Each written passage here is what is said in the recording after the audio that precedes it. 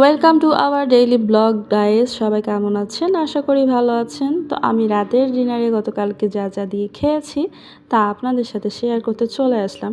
প্রথমে হচ্ছে আপনার যেটা দিয়ে খেয়েছি সেটা হলো কাঁকরোল ভাজি ছিল, আলু দিয়ে ভাজি করেছে।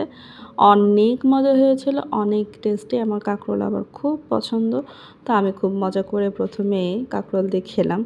তো সেকেন্ডলি যেটা ছিল সেটা হলো লাউ চিংড়ি, বড় চিংড়ি দিয়ে রান্না করেছে। লাউ চিংড়িও আমার খুব পছন্দের একটা খাবার। লাউ খেলে পেট দেখবেন ঠান্ডা থাকে, অনেক ভালো লাগে, একটু ঠান্ডা ঠান্ডা লাগে। যাই হোক, লাউটাও খুব মজা হয়েছে, কারণ যেহেতু আমার পছন্দের খাবার, মজা তো হবেই। তো সেই থার্ড মিনিটে যেটা ছিল সেটা হলো ডাল ছিল। ডালটা আমার এত একটা পছন্দ না, তারপরেও ডালটা খুব মজা হয়েছিল। তো শুকনা মরিচ দিয়ে আমি আবার মাখো করে খেয়েছি। আমার খুবই ভালো লেগেছে। তো আজকের মতো ব্লগটা শেষ করছি। বাই বাই, আল্লাহ হাফেজ।